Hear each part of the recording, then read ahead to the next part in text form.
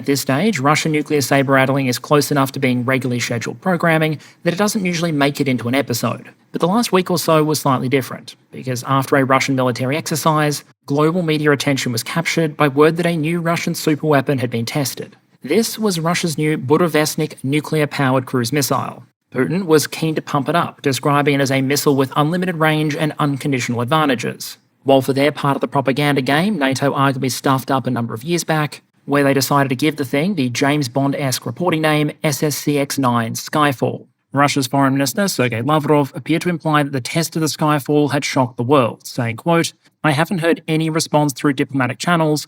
Everyone's gone quiet," end quote. Now, I'm not sure that's entirely true, given that less than 2 days later, in what may or may not be a giant coincidence, the United States announced it was going to resume nuclear testing after a more than 30-year hiatus. But to whatever extent Lavrov was right, what's debatable is why countries were shocked. Was it because the Skyfall was dangerous, or because it was stupid?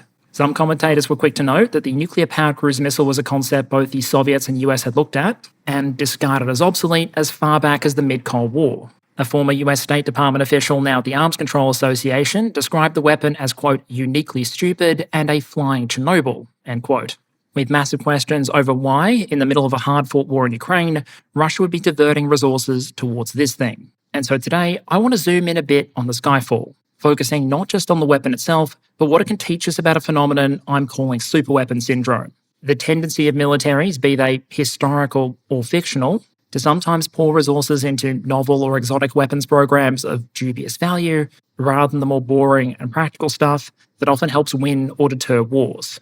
To do that, we'll work through the story of the Skyfall in a couple of stages, starting with the origination of the concept and what it is, how it was developed, what it's meant to do, and why some would argue it's a monumental waste of time and effort. Then, towards the end, I'll zoom out to try and use that story to make a broader point, starting to unpick the question of why. Why countries might continue to pour resources into military research programs, even once it becomes apparent there might be better options available. That'll start to introduce the concept of superweapon syndrome and potentially set the stage for a future discussion. But before we jump into why sticking a nuclear reactor in an oversized cruise missile and then flying it over your own country might not be the greatest idea ever, a quick word from a sponsor. And so welcome back to long-term sponsors of the channel, Private Internet Access.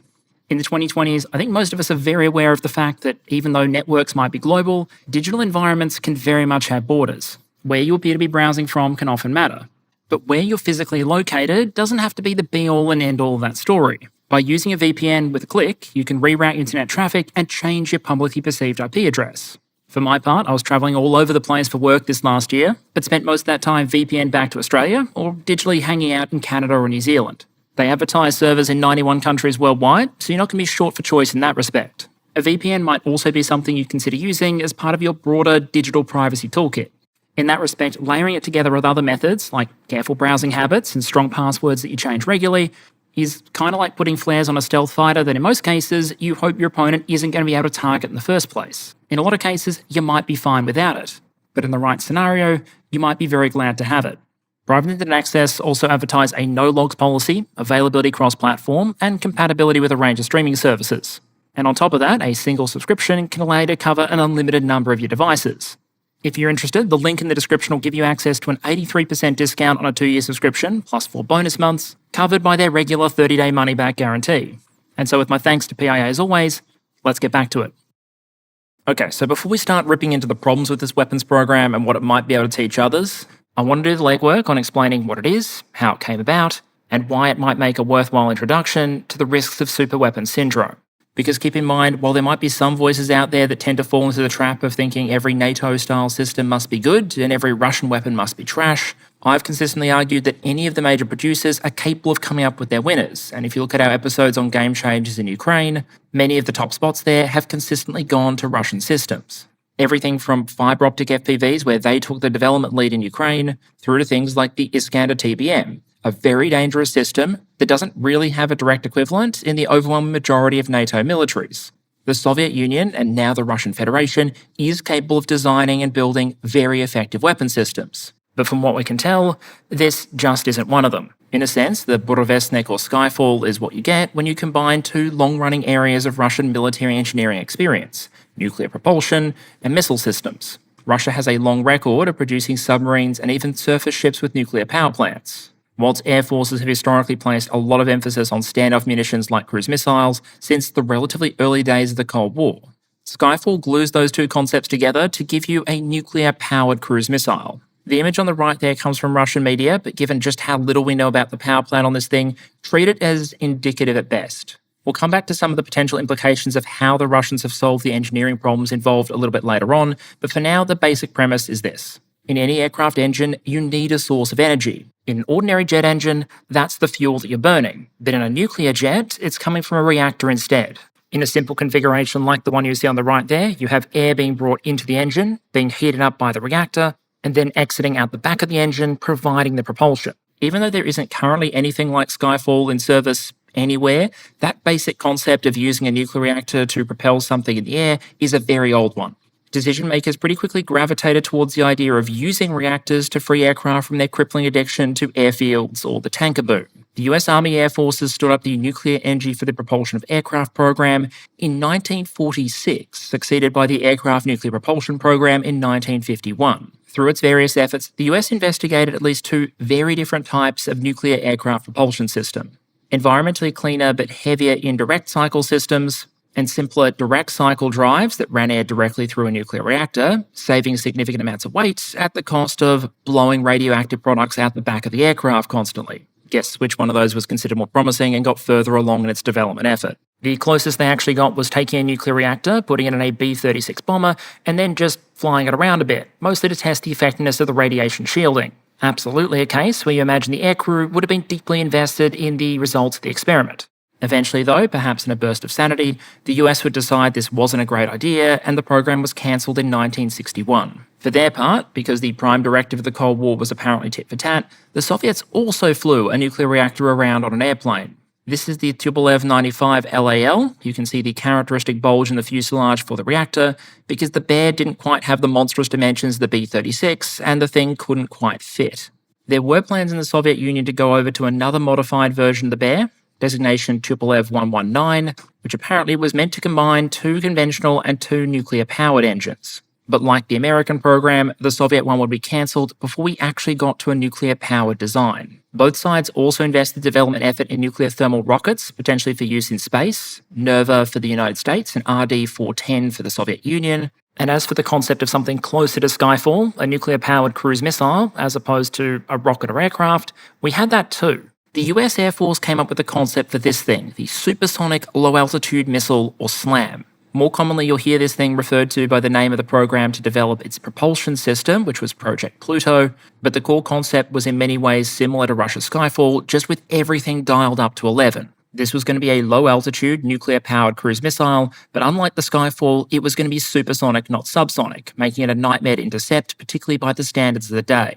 It wasn't meant to deliver a single warhead to a precision target. Instead, it contained a kind of bomb bay, so it could fly over enemy territory, dropping multiple nuclear weapons as it did so, while also screeching along, outputting a constant sonic boom and stream of radioactive products out the back, presumably going after not just your opponent's military bases and defense industrial targets, but also local home values. The US would never actually build and test a full prototype of the SLAM. And foreshadowing alert, we'll come back to some of the reasons they cancelled this program in the 60s when we're evaluating Skyfall a bit later on. But the core points at this stage are probably that from a raw engineering perspective, this concept is feasible, and that both the Soviet Union and the United States were looking into it well over half a century ago. They looked at it, and even against the backdrop of the Cold War's penchant for crazy nuclear weapons, decided this wasn't the way to go. Until many, many decades later, at least one decision maker in Moscow apparently decided that perhaps the whole flying Chernobyl concept deserved a second look. We have fairly good reason to believe that at least some Russian development activity on Skyfall was playing out at least in the 2010s and potentially earlier, but the moment it was publicly unveiled to the world in a big way came in 2018, what I'm going to call the Superweapon speech. This was one of Putin's long speeches to the nation, and so a lot of the address didn't touch on defense topics at all. I've read the first half being described, for example, as conventional if optimistic, with Putin pledging to raise life expectancy by 10 years and dial up GDP by 50% by the year 2025. You probably don't need a spoiler alert on how that turned out, especially when it comes to life expectancy. But today we're mostly interested in what he was saying about Russia's nuclear arsenal.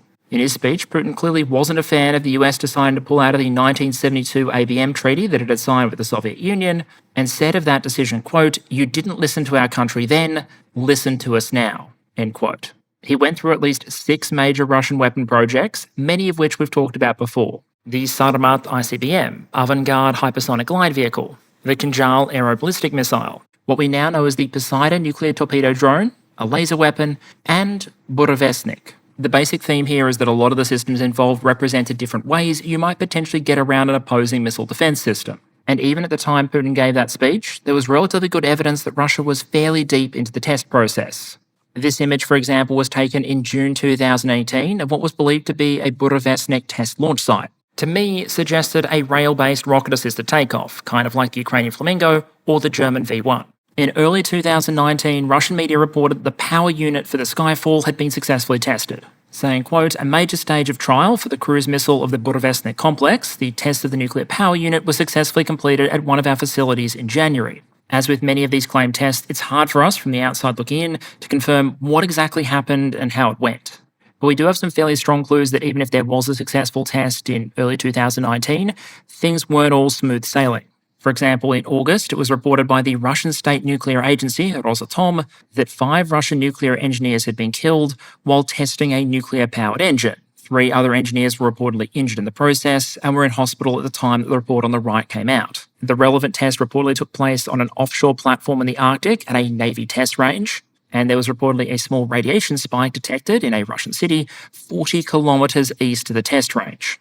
Now, whether this incident was actually linked to the Skyfall is debated between various sources. The Russians haven't been enormously transparent about the why here, and so the crux of what we know for sure is basically that something went wrong and people died. What exactly happened, though, is open to speculation. Some suggest it was an explosion during a test. This public US State Department document suggests that it was actually a botched recovery operation, describing the incident as a, quote, reactor criticality accident that occurred on August 8, 2019 during a recovery operation from a previous flight that caused at least 7 fatalities and a radiation release, end quote. Suggesting a previous Russian test may have dumped a reactor somewhere essentially, and it was the recovery of that power unit that caused the fatal incident. Many new systems, especially those that are very technically ambitious, are often going to have bumpy test records. But with the Skyfall, for a while, it seemed to be less bump and more chasm. In 2023, the Nuclear Threat Initiative claimed that since 2016 there'd been at least 13 known tests of the Skyfall or its related systems, only 2 of which had been at least partially successful. And as the 2019 incident highlighted, when you're dealing with a nuclear-powered weapon system, the Venn diagram of test failures and nuclear incidents can get dangerously close to a circle. But despite those difficulties and fatalities, it does appear that Russia pressed on with the process. And in late 2023, Putin appeared to claim essentially that the missile and his other superweapon projects were essentially done, saying, quote, we have now virtually finished work on modern types of strategic weaponry about which I have spoken and which I announced a few years ago. A final successful test has been held at Burevestnik, a global-range nuclear-powered cruise missile, end quote. Evidently, it wasn't so final, though, because almost exactly 2 years later, we saw another claimed test spark a new news cycle and lead into this video. Putin put on a military uniform and was briefed by the chief of the Russian General Staff, Gerasimov, saying the missile had flown for 14,000 kilometres over the course of 15 hours. The media understandably picked up the story, and the rest is very recent history. That gets us caught up on the concept and some of the recent history here, letting us move on to the missile itself. What do we believe it can actually do, and why is it potentially stupid?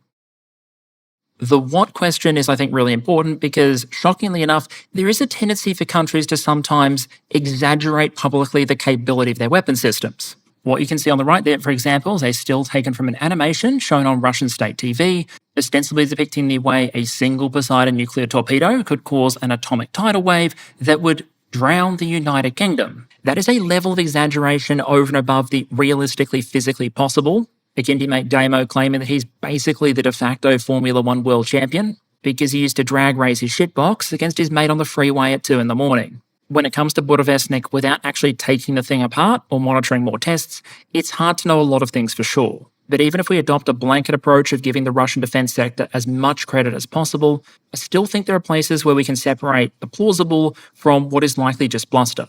Let's start with what it likely can do, which is fly a really, really long way. Gerasimov claimed a 15-hour test and 14,000 kilometres covered. If we take those numbers at face value, that suggests a high subsonic flight profile, and if we assume that it is a nuclear propulsion unit, and it does work, I have no reason to object to those figures. The concept of nuclear propulsion for cruise missiles, as I said, dates back all the way to the 1950s, and with a nuclear power plant on board, fuel obviously wouldn't be an issue.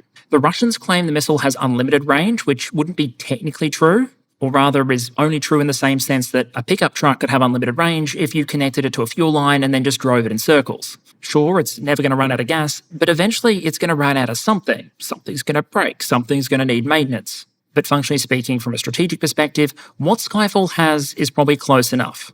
It could be what I've called in the past an anywhere from anywhere weapon, something which could launch from anywhere on Earth and hit the furthermost point away. That puts it in the same range category as the longest range ICBMs or things like a fractional orbital bombardment system. So very long range claim, likely true. Unlimited range claim, close enough. Next claim, some Russian sources indicate the missile can be equipped with either a nuclear or conventional warhead. From a technical perspective, there's absolutely zero reason I can think of why this wouldn't be possible, but the major asterisk here would just be, why though? In a wartime scenario, where supposedly are you meant to be on an escalation spectrum where it makes sense to crash a nuclear reactor into something in order to deliver a conventional payload? Is it possible to be at a point where you might consider deploying very expensive nuclear-powered munitions in order to deliver conventional warheads? Perhaps. But to me, the only real way this system makes sense is as a nuclear delivery system, where people are going to be less concerned about you hitting them with a reactor than they are about the whole nuclear explosion thing. But yep, for the sake of argument, we'll assume you can stick a few hundred kilograms of high explosive on it. And if you want explosive and thermal destructive effects without adding a nuclear warhead to it, you're obviously going to need that conventional explosive because unlike a normal cruise missile, you're not going to have unspent fuel adding to the effect. But here's the big one, which is kind of central to the justification of why you might build something like Skyfall in the first place. Russian media and Russian political figures have described the Burevestnik as invincible, a missile capable of getting through any current or foreseen future missile defense system. And if you go back to Putin's speech in 2018 and the context behind it, you can understand why that missile defense penetration ability is so central to the logic behind the entire thing. Putin's public justification for a bunch of these projects was America's withdrawal from the ABM treaty. And if you go through his superweapon shopping list, most of them represent different mechanisms to potentially get through or around a missile defense scheme. The heavy ICBM, the Sarmat, is partly just about throwing enough stuff at the missile defense wall.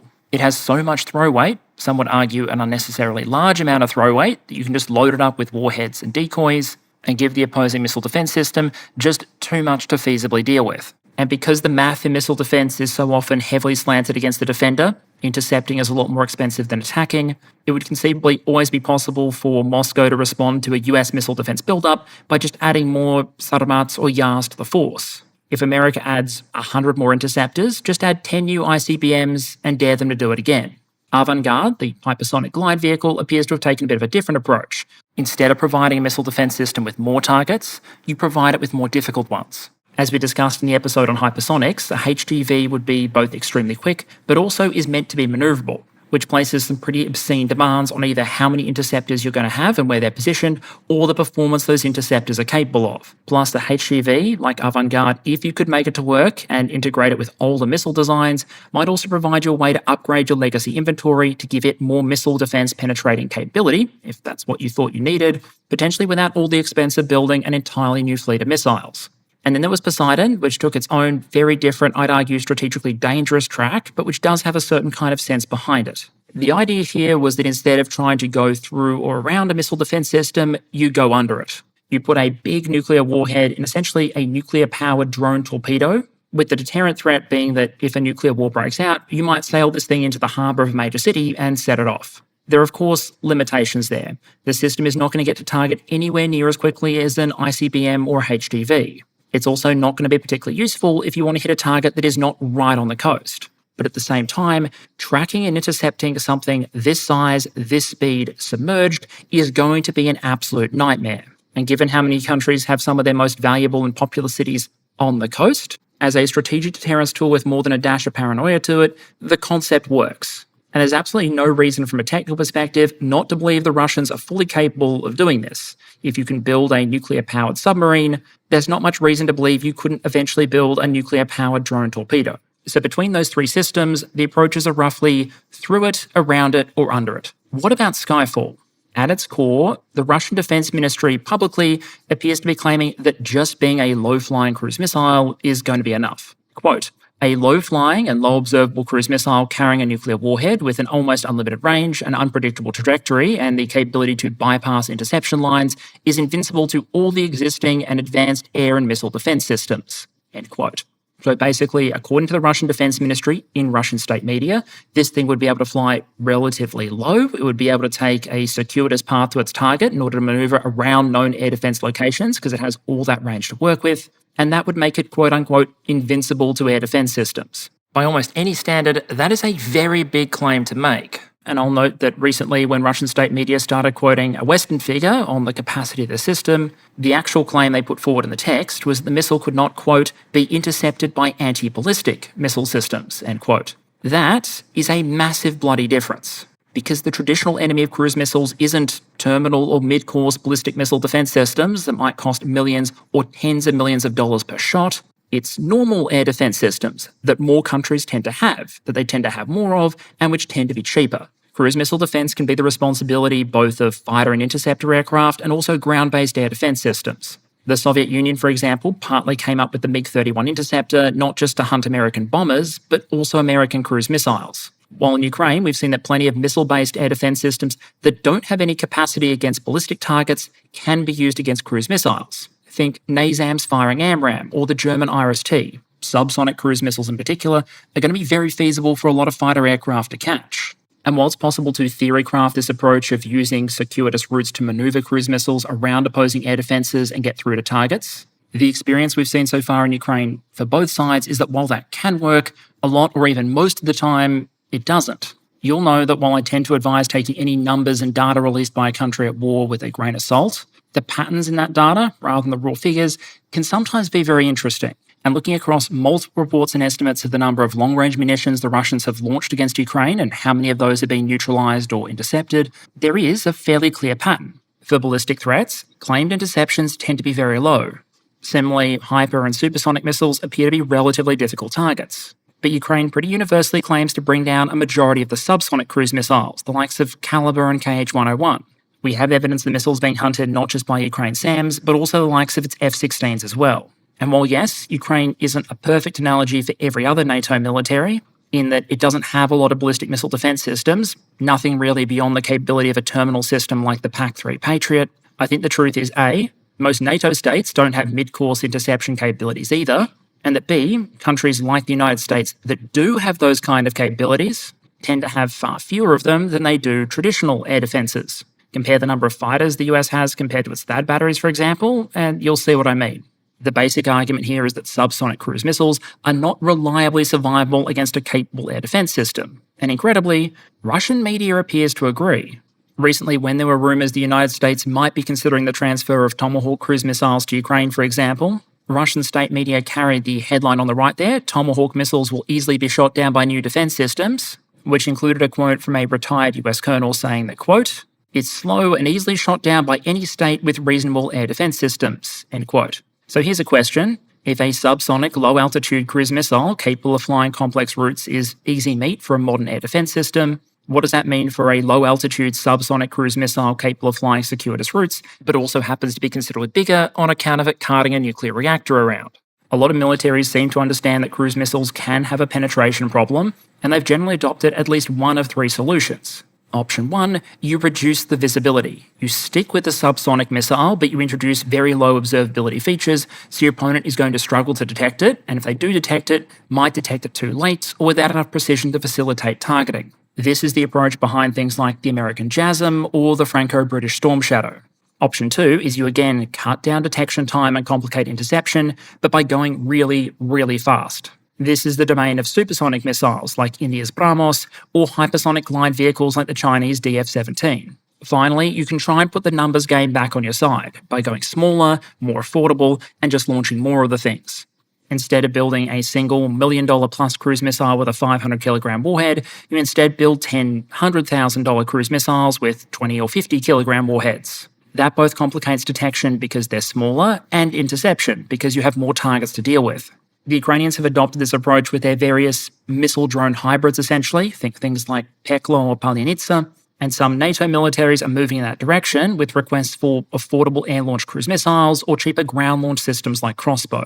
But as best we can tell, Skyfall isn't any of those. Because it has to fit a bloody nuclear reactor on board, it's not going to be small and it's not going to be cheap. It's generally assessed to be considerably larger than the KH-101 cruise missile that's currently in Russian service. And while there is a huge range of weight estimates on this thing, I've seen everything from 6 to 20 plus tons, the general agreement is that it's going to be chunky. That might complicate any potential use as an air launch system and mean that just like the Ukrainian Flamingo, for example, signature is going to be a concern. Basically, it's not fast, it's not cheap, and it's not stealthy. If the US had doubts about the survivability of a large supersonic nuclear-powered cruise missile in the 1960s, what exactly do we think about the survivability of something like Skyfall in an era of advanced AWACS and in the future things like air-moving target indicator satellites? Both Russia and NATO have radar systems specifically designed to detect things flying at low levels. Modern aircraft are often going to have advanced look-down, shoot-down capabilities that are well beyond anything that existed in the 60s.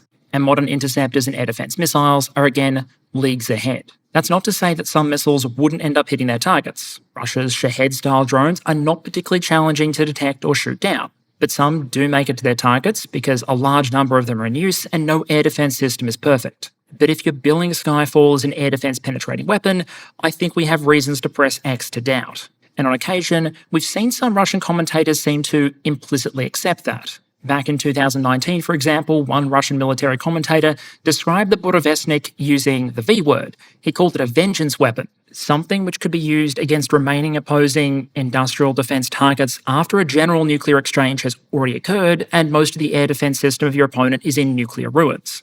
And sure, if you're going to assume the opposing air and missile defense system isn't there anymore, yeah, you can probably design a system like this that will get to its target successfully. But if that's your scenario in question, why not just use another missile system, which is potentially capable of hitting those targets whether your opponent's air defense system is intact or not? Because they already exist, they have for decades, and Russia has plenty of them in inventory. Which starts to get to the crux of the next part of this episode, why you could argue this entire program is so bloody stupid.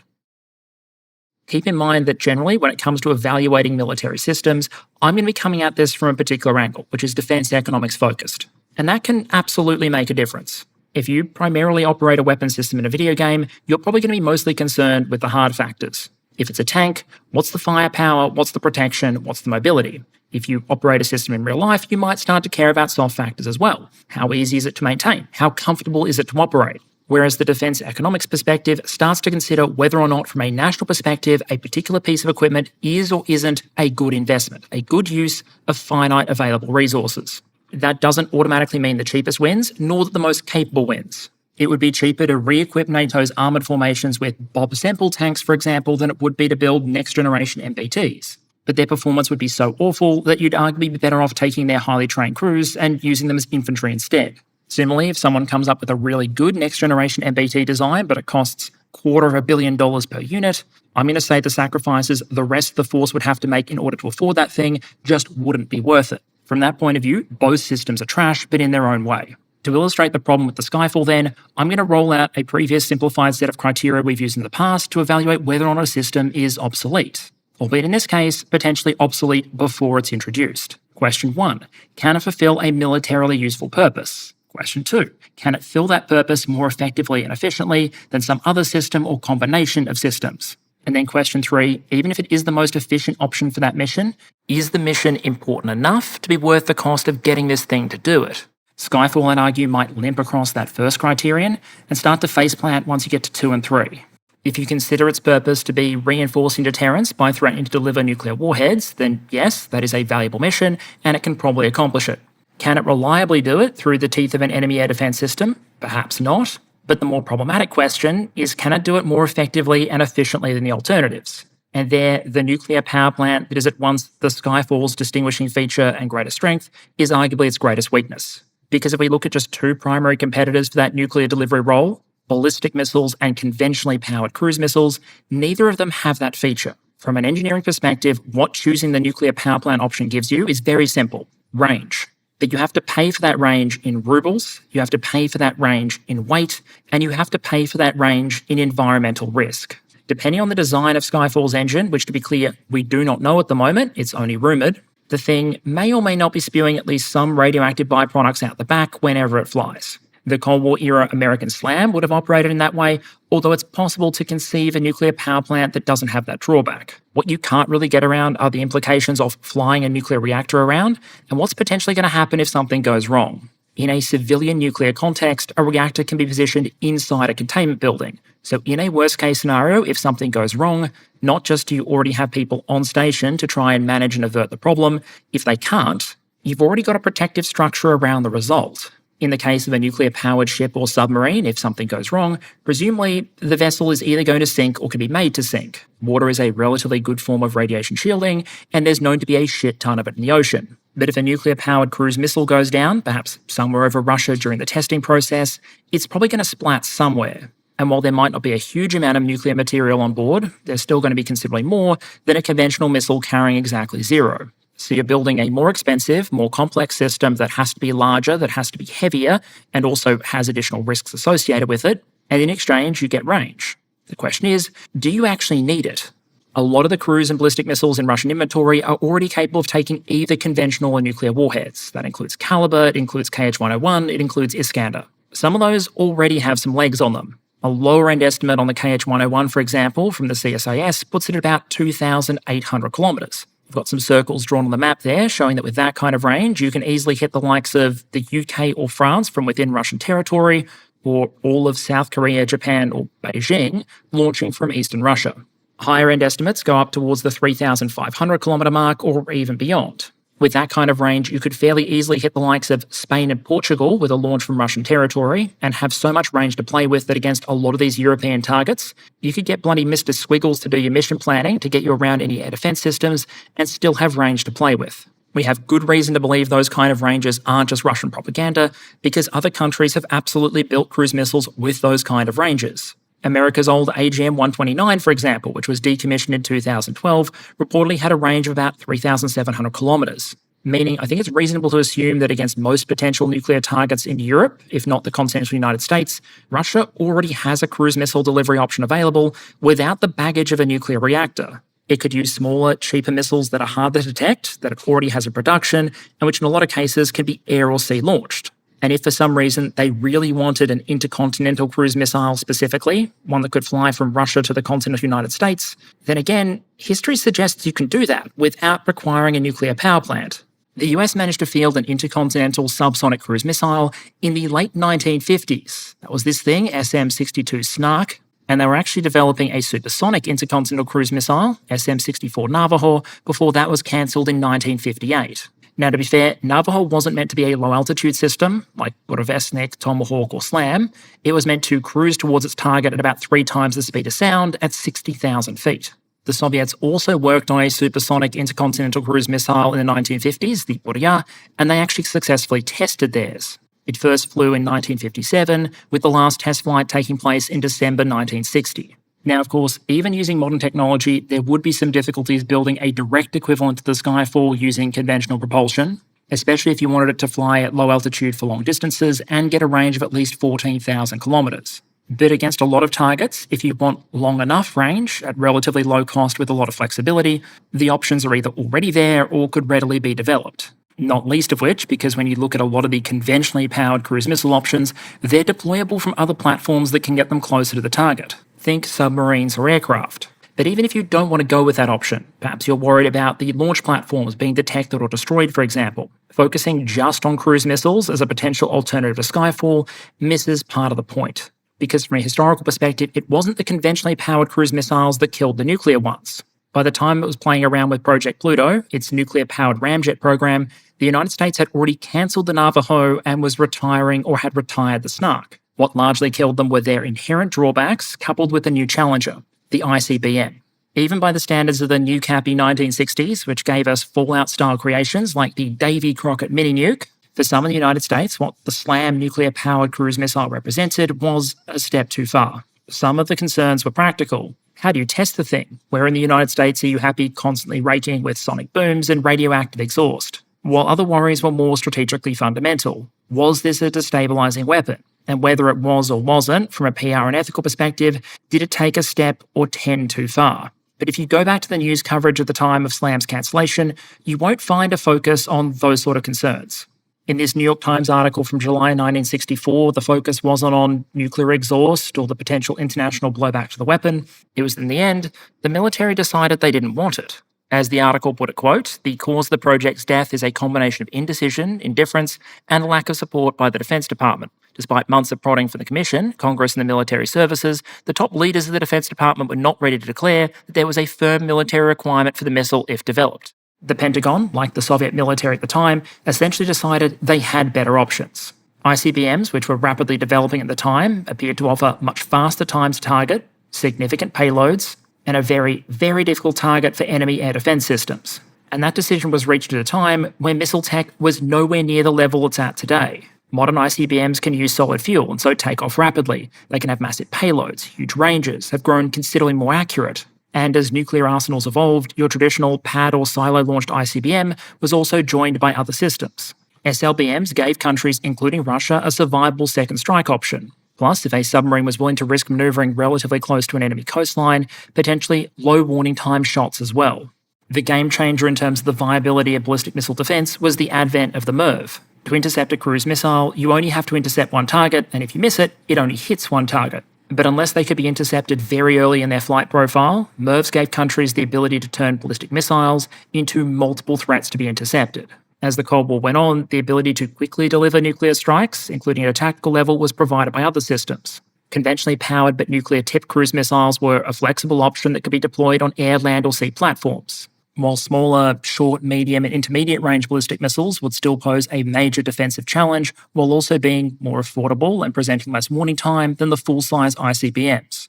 Some countries, like Russia, even took the steps of trying to combine the various advantages of a lot of these systems together. They made even their relatively large missiles mobile, coming up with large transport erector launchers, TELs, capable of transporting, hiding, and if necessary, launching, even ICBMs like Topol-M and YARS. YARS, for example, has the range on its TL to easily hit any target in the continental United States from Russian territory. It can carry MIRVs. Before it fires, the launcher can be kept mobile or hidden, and once it does launch, the missile can really only be stopped by really sophisticated ballistic missile defenses. In other words, from a strategic deterrence perspective, I'm not sure what kind of problem Skyfall is meant to solve that more of something like this couldn't. The Russian state media did carry one article claiming that eventually Burevestnik might be launchable from some of those mobile launch systems. The author used the Burevestnik TEL as an example. But one, the missiles are so different that I imagine the missile and the launcher would only be compatible in the same sense that a Tomahawk missile might be compatible with a Ford F-150, because you could technically weld a launcher on top of the thing or something. And two, even if you could manage it, you get back to the question of why. Why would you take a launcher that can fire useful ballistic missiles and convert it to fire less useful nuclear-powered cruise ones? And here's the thing. While I've questioned the ability of the Skyfall to get through an enemy air and missile defense system more effectively than other options that already exist, there's an argument that the Skyfall being easily detectable might actually be a better outcome for Russia, because if it did work, it might have some ugly implications for strategic stability. What do I mean? For most leaders, thankfully, nuclear weapons are tools of deterrence, not warfighting. Given that a full nuclear exchange is a pretty catastrophic outcome for everyone involved, and frankly, everyone full stop, one of the primary goals of nuclear weapon investment is often going to be making sure that you don't get nuked. In a realistic scenario, where you might have people with incomplete or imperfect information, subject to fear, perhaps a dash of other factors like technical failure involved as well, your goal is probably going to be to deter, but not to panic, which means in some very specific ways, you don't actually want your own weapons to be too effective, lest they put your opponent in what you could call a use it or lose it situation. Where they're concerned, they might need to launch right this second, or lose the opportunity to launch at all. Russia's own publicly released nuclear doctrines, for example, are fairly clear on this issue. On the list of reasons it sets out that Russia could potentially use nuclear weapons, you've long had the obvious, like another country using nuclear weapons first, or Russia facing such an existential threat that the very existence of the state is threatened. But you also have a carve-out for a situation where an enemy's attacks might inhibit Russia's ability to respond with nuclear weapons. For example, let's say silos start getting hit, along with the communication systems that link them and the decision makers that give the orders to launch them. So what you'd arguably like to avoid is a situation where your opponent is pressured or rushed into making a rash retaliation decision. In that way, ICBMs are kind of useful in that regard. It might be extremely difficult to stop them, but not so hard to detect their launch or track them. If US systems detect one or two incoming ICBMs, they're pretty quickly going to understand roughly how long until they impact, where they're potentially going to hit, and how much damage they could potentially do. They're going to be able to understand the size of the attack, the fact that it probably doesn't endanger the entire US nuclear arsenal. And so maybe, while in the process of trying to intercept the bloody things, they can take a moment to try and confirm things like whether this is a genuine detection, where the missiles are coming from, and spend at least a little time considering if and how to respond. If it was 1 or 2 North Korean missiles, for example, that could potentially be intercepted, the US might decide on a conventional rather than nuclear response. Or check their systems and find out that it's actually the result of a technical glitch, not an actual launch. All that's possible because you can see and assess the threat, even if you can't necessarily stop it. Even with the Russian Poseidon nuclear-powered torpedoes, you might not be able to see that they're there. They might potentially be out there at any moment. But because they can't hit beyond the coast, they're never going to be a threat to the bulk of your nuclear arsenal. Realistically, you're not going to be worried about torpedo attacks on a silo in Montana or an airbase in the American interior. But consider this scenario. Let's imagine that Burevestnik actually works. Let's presume for a moment that it actually is invulnerable to air defense systems, and realistically, the only way that can happen is if it's very difficult to detect. So if you're the defender, the Russians have a missile that you know is extremely difficult to detect, which doesn't have an obvious launch signature, so you don't know when they've been launched, and then what happens if you suddenly detect one? For all you know, there might be dozens more out there. After all, why would the Russians only launch one? You can't quickly assess at a high confidence level how many there might be and where they are. Are you dealing with a single Russian malfunction, a technical glitch, or have you just detected one part of an attempted Russian nuclear sucker punch? Are there others, right at this very second, racing towards your silos, your command centers, your critical infrastructure, your air bases, your arsenals, the ports where some of your submarines are still in dock? The list goes on. And if you're concerned there might be other weapons out there, then you might be incentivized to launch what you have right now, lest those other missiles materialize out of the fog of war and take away your ability to respond. If the threat is a known number of ICBMs, you have the realistic option to ride out the first attack and then make a retaliation decision. If you can't assess the size of the threat, that's more difficult. The basic problem for the Skyfall here, from a strategic stability perspective, is that in order to work as a missile defense penetrating weapon, the enemy needs to not understand that they're under attack with a thing until it's too late. If they knew early enough, they just send a fighter up and shoot it down. But if your opponent understands that there is a genuine risk that they won't see an incoming attack until it's quite literally too late, you are encouraging them to go onto the most paranoid hair-trigger alert possible, which are not the kind of words you genuinely want to hear comboed with nuclear weapons.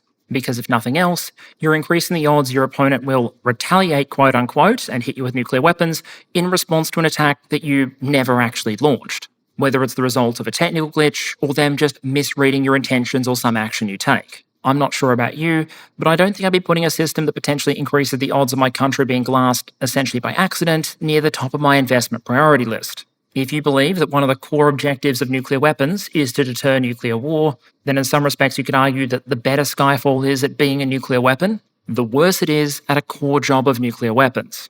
And so 2 of the largest objections I'd argue to this program are basically this. 1, Skyfall represents an inferior solution to a problem compared to things that Russia already has.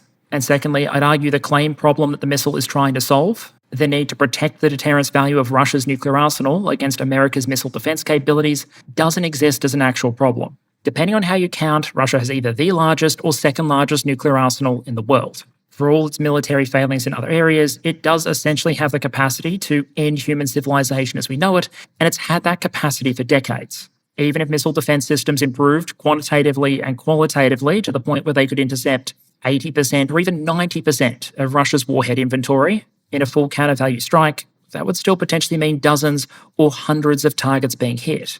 And if, and it's a big if, missile defense systems like Golden Dome ever advanced to such a point that the deterrence value of the Russian arsenal was genuinely under threat, you could argue that just about any of the ideas that countries including Russia have looked at to address that problem would be better, more effective, and lower risk than turning to a concept that was recognized as obsolete in the early 1960s.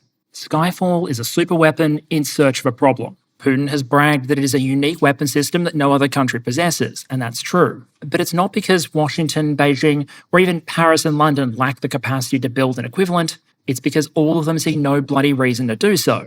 Outside of potential propaganda gains, the whole project is essentially one giant radioactive white elephant. And the reason that matters in the here and now, the reason why I focused on this particular strange weapon project as opposed to the dozens of others that are out there, is because while in defense economics misallocations of resources happen all the time, Russia just doesn't have the resources of a country like the United States or the People's Republic of China, and right now the opportunity costs for any resource allocation decision by Moscow are going to be acute. No, the Russian war economy isn't about to fall over, but it's certainly starting to show its cracks. We've started to see cash-strapped local governments begin to cut back on military signing bonuses, despite the need to secure a constant stream of recruits to sustain the Russian war effort. If it chose to do so, the central government could better support those payments in order to try and keep the recruits flowing. Some entire sectors of the Russian economy are suffering particularly acutely. The coal sector is one example. The central government could choose to support them, and in the case of the coal sector, has already done so to some degree. But the coffers aren't infinite, and the money has to come from somewhere. Or if your concern was social cohesion, you might instead want to look at social services and inflation. Recently, the regional government in Rostov, for example, announced that because of its growing budget deficit, it was going to have to cut back on spending in a variety of areas. For now, they're saying that won't affect things like teachers' and doctors' salaries. But the broader point here is that if you're Moscow and you want to maintain public support for the war in Ukraine, then one way to do that is to try and keep quality of life high. Keep those social programs running. Even if the only priority was the military, and a lot of this social and economic sphere didn't exist, I'd argue there's still a pretty long list of Russian military investment items that are specifically relevant to Ukraine that are far more pressing, far more important, and would deliver far more value than additional investment in nuclear doomsday weapons. Russian troops could do with more and better equipment, more ammunition, more drones, better training and training facilities, more communications equipment, and presumably help with getting to a point where it wasn't routinely necessary for troops to purchase their own equipment. And the reality is, I'd argue, you're far more likely to move the needle there than you are with yet more investments into the nuclear arsenal. Think of it this way. If tomorrow Russia suddenly had twice as many nukes and delivery systems as it currently does, what would change? Mutually assured destruction would still exist, and a full nuclear exchange would remain a lost condition for everyone involved. But if tomorrow you went to the Russian army and doubled the supply of electronic warfare systems, drones, and artillery ammunition, the impact would potentially be both obvious and near immediate. Investment in Burevestnik isn't stupid because the missile itself can't work or doesn't have any value. It's stupid because there's about a million other things that money could have been spent on instead. To be clear, this isn't to say the Russian military doesn't have a lot of funding or that Ukraine doesn't have its own shortfalls. Ukrainian troops also frequently have to rely on volunteers, Russia generally has more materiel, and the IMF has recently estimated Ukraine's funding requirements out through 2027 at roughly $65 billion US. No one's publicly released a credible estimate of how much the Skyfall program has cost to date, but given there's been no mass production and at least some work was done back in the Soviet era, it may well have been cheaper than you'd think. The point isn't that it was a war-changing investment, just that it wasn't a very good one. Which leads to the final section of this episode where we need to start to ask a question which has implications well beyond just one Russian weapons program. Why? Why would a country, why would leaders that understand that they have finite resources look at their pile of available economic chips and decide to push a stack towards the nuclear-powered superweapon box? You could argue superweapon syndrome more broadly is neither a new phenomenon nor even distinct to the military. Think of any corporation that's ever neglected their core business or their core products to chase after the next big thing, even when logic says they shouldn't, and you'll understand that what we're looking at here isn't so much a defense economics phenomenon as a human one. That makes a very broad topic that goes well beyond a look at just one Russian weapons program. But what we can do today is look at just two main ways these things can go wrong and why. And a lot of the time, the answer is going to be that things don't so much start to go wrong with these programs, so much as the decision to start was wrong, with that critical error potentially taking a couple of different forms. The first could be described as misreading the technical risk associated with a potential development project, aka incorrectly predicting whether or not something is likely to work. In some scenarios, that's understandable. Science and engineering can be cruel taskmasters. But when a potential program comes forward for funding, it's very rare that everyone is operating entirely in the dark. And indeed, if they are, that might be a reasonable bit of evidence that the required knowledge isn't there, and maybe someone should look into it a bit more before you announce to the world that you're about to build a space-based missile defense system that'll render nuclear missiles obsolete. Oh, and you're going to do it using 1980s technology. Whatever propaganda value Reagan's Star Wars program might have had, and however it may have been received in Moscow, from a technical perspective, it should have been relatively clear from the start just how deep the technical and industrial challenges would go. In other cases, it's less technical risk so much as technical certainty. For example, you don't actually have to build a prototype of a 1,000-ton tank to know that it would suffer some crushing drawbacks. Limited strategic, operational and tactical mobility, a tendency to vandalize roads and bridges, a massive capacity to guzzle fuel, while also being a very high-profile target for just about anything, from enemy artillery to aircraft. Sometimes it takes research and development to know if a concept would potentially work. In other cases, it should be obvious enough that you never start. But that didn't stop the Germans at least requesting a look into the feasibility of the 1,000-ton tank during the Second World War. In other cases, superweapon boondoggles, or failed military procurements in general, can result from just getting the requirement wrong, aka falling into the trap of asking whether you can, rather than asking if you should. It wasn't technically impossible for Germany to build a rocket-powered interceptor during World War II, and they did it. But even though the aircraft represented an almost unique capability among the wartime powers, it's generally assessed to be a spectacular waste of resources, especially given its tendency to often explode,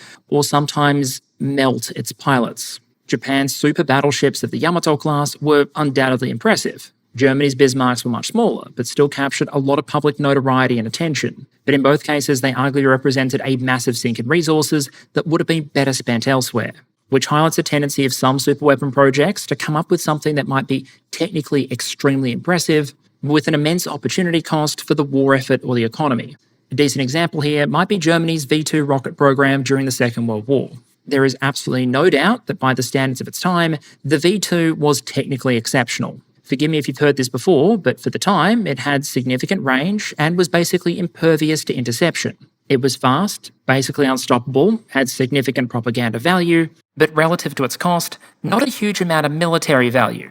At least, perhaps not in the way that was intended. You could argue the German rocketry program actually did deliver a lot of value in the end, just for the Soviet Union and United States, who were essentially able to vacuum up a lot of the products of the German rocket program, including both the designs and the human capital, and use it to massively accelerate their own programs at comparatively little cost. For Germany, though, I'd argue the program was strategically a losing proposition, because if you go back to those three criteria we set out earlier, it wasn't that the V-2 couldn't do a military mission. It wasn't there was another system that could do that mission better. It's that doing that mission, lobbing hunks of high explosive that couldn't be intercepted against targets like Antwerp or London, just wasn't worth the price of doing it. It's claimed the launch of roughly 3,000 V-2s between late 1944 and the end of the war resulted in the deaths of perhaps 9,000 people, military and civilian, which is still obviously a horrible result for the casualties, their friends, their families, or the owners of the homes that were destroyed. But in the context of a struggle like the Second World War, and for an investment that, when you account for the difference in their available resources and the size of their economies, may have been very roughly to the German economy what the Manhattan Project was to the US one, you can probably see what I mean in terms of the gaps between resourcing and result. For about $2 billion at the time, the US was able to get the atomic bomb. For $3 billion, it got the Boeing B-29 Superfortress. And by compounding those two things together, building a super system out of its super weapons, the US was able to produce an actual strategic game changer, proving both that superweapons and disruptive technologies are possible, but only if you have all the pieces necessary to turn them into a winning effect. The ballistic missile, without being either much more accurate or having a warhead capable of inflicting a lot more destruction, was always going to struggle in the 40s to be worth the cost of its development, manufacture, and deployment. And it was really only once the concept was evolved on and paired with nuclear warheads that it itself became a game changer. But all of that is just a short version of the what can go wrong, money being funneled into programs that either aren't technically viable or aren't worth doing. The connected question then is how that might happen, and history suggests there's a couple of ways. It could be the result of genuine error, decision makers making a call based on bad data and estimates. But it could also, for example, be the result of lobbying and vested interests. If a company or design bureau, for example, is short on work, bleeding cash, and happens to be sitting on the concepts and blueprints from an old Soviet nuclear-powered missile program, then maybe they're going to have a vested interest in trying to convince those in power that a nuclear-powered cruise missile would be a really good idea, understanding that if they succeed in doing that, they're going to be the only game in town when it comes time to pick someone to do it. Another contributing factor might be the risk tolerance of those making decisions that's either very, very high or ironically very low. Leaders prone to gambling might see a superweapon program as an easy way out, a long-shot path to victory. Not so much the defense economics of betting it all on red as putting it all on 17. At the other end of the spectrum, though, you might have organizations that actively choose to fund multiple lines of effort, even the comparative long shots, as a kind of potentially very expensive risk mitigation approach. Basically on the understanding that while one or more programs might fail, the more of them you run and the more you invest, the greater odds you might have of coming up with at least one winner. With Skyfall and the Russian effort, there may have been an element of that involved, with the Russians pushing ahead with Burevestnik as just one line of effort, alongside the likes of Avangard, Poseidon, and Sarmat. I suspect there is every chance that it's a program they're aware they had on the books. There was some work and legacy left over from the Soviet era, and so even though the potential military utility may not have been as great as some of the other programs, the argument could have been to press forward with it anyway to increase the odds of them ending up with something. Because if you're going to give a superweapon speech, you better eventually turn up with at least some kind of superweapon.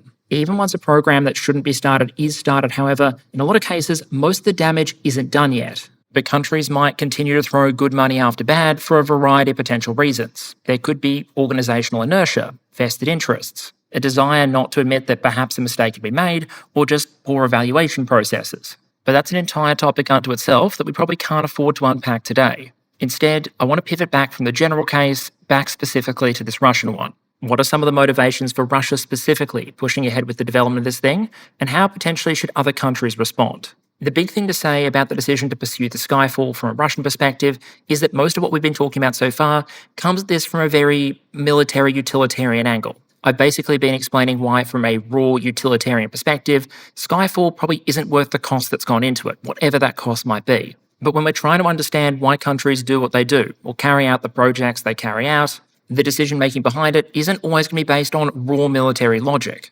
The Skyfall program may not give Russia a particularly militarily useful weapon system, but it does potentially give them a very unique one, a frankly terrifying one, and something that figures in the Russian government can point to for propaganda purposes. I've seen some analysts suggest that we might take clues out of Putin's speeches, both in 2018 and more recently, with him repeatedly emphasising not just the system's uniqueness, but also using that line, "Listen to us now." You could make the argument that while Russia continues to style itself a great power, when it comes to the actual tools of geopolitical power and influence, it's at a massive deficit compared to some of the other powers out there. Economically, it's just not on the same scale as the likes of the People's Republic of China or United States. It's not at the forefront of most technological races, its international soft power is patchy, and its conventional military capabilities and reserves have gone through and are still going through the grinder in Ukraine. In that sense, you could argue one of the few things that still set Russia apart are its nuclear weapons. A major power with a superpower nuclear arsenal. Burevestnik potentially plays into that strength and perceptions around it. It puts Russian nuclear capabilities back in the news, has propaganda value, and might make Russia appear stronger to some observers both domestically and internationally, even if it doesn't necessarily make Russia stronger. If you apply the kind of investment logic you might find in Washington, Beijing, London, or Paris, then perhaps a weapon program like this might not make sense. But apparently, as the ongoing development effort seems to indicate, things look different from inside the walls of the Kremlin. The closing question then is probably what should we expect other countries to do about it? With a number of analysts arguing the most reasonable response would be essentially to do nothing. What you probably don't want to do is rush to either duplicate this thing just because the Russians have built it. There's also fairly strong incentives not to allow the announcement of this weapon system to skew potential negotiations over future nuclear arms restrictions. Because if you have a certain negotiating position and then suddenly clamour to make a bunch of concessions the moment your opponent announces a really dangerous concept for a weapon system like this, then there's a risk that what you end up doing is essentially incentivising more developments like this, potentially hinting to countries like North Korea, for example. Then if only they too can make a nuclear reactor fly, they might get something at the negotiating table. One possibility then is that what we essentially see from the likes of the United States and the rest of NATO is acknowledgement but not obsession on the Russian test claims, and then a series of actions to demonstrate that no one is deterred here, that the Skyfall doesn't shift the picture on sanctions, on assistance to Ukraine, on nuclear modernisation plans, future force structures, or potential nuclear negotiations. But whether we actually see a more dramatic response, like the US openly resuming nuclear testing, or Russia actually showing some credible sign of moving this thing from the testing to production phase, in those respects, only time will tell. And okay, brief channel update to close out. In terms of the video choice this week, I normally wouldn't rush to do a video on a single weapon system, but here my thought process was that something like Burevestnik stands out so much in terms of what it is, what it represents, and what its capabilities are, that it was actually worth covering not just because it's an interesting news piece, but because it raises the question of how militaries can end up developing systems like this in the first place. I still think there's room for a future study on dubious and sometimes successful superweapon development examples in the past, what's tended to separate the successful ones from the money pits, for example, but hopefully a closer look at this particular system will serve as a reasonable introduction. In terms of the next couple of weeks, a poll went up on Patreon recently for topic prioritisation, and so barring any major international events, I'll be starting to work my way through some of the top entries from that list as we push towards the closing part of the year. That said, I won't consider that vote final for another 24 to 48 hours or so if you are on the Patreon and haven't voted yet, please jump over and get your thoughts in. Finally, we should now be back on a relatively normal release schedule. My body clock may still not be entirely on Aussie settings, but for the moment it's close enough, and I don't expect any major disruptions for the next couple of weeks at least. Beyond that, thank you all of you for your ongoing support and engagement. I hope you enjoyed this week's episode, and with any luck, I'll see you all again next week.